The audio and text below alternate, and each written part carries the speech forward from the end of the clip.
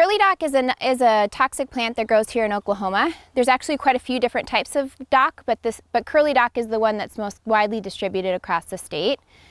It's not acutely toxic to animals, so it doesn't kill them really quickly. They have to eat quite a bit of curly dock to actually have issues with toxicosis.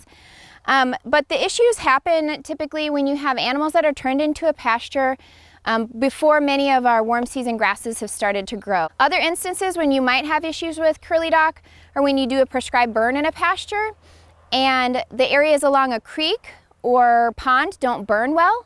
This plant typically grows in those types of habitat, and if it doesn't burn up and it's one of the only plants that's still remaining after the fire, you can have animals that end up consuming it, and quite a bit of it, enough that can really be a toxic issue for them. If they consume enough of this plant, it will kill cattle, sheep, and goats.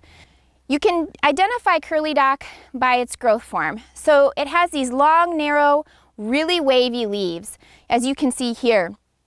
Then when it flowers, it puts on these little winged seeds, and as they mature, they turn this darker red color, as you can see behind me. At this time of year, midsummer, we typically don't have too many issues with animals consuming curly dock, simply because there's so many other plants for them to choose from. If you're going to control this plant, the best time of year to do it is when it's small, early spring. Typically you want to spray it with herbicide before it's 6 inches tall. 2,4-D and metsulfuron methyl are two really excellent, inexpensive herbicides that effectively control curly dock. A good thing to do at this time of year is note where you have this plant growing, so then next year you can go ahead and kill it when it's small.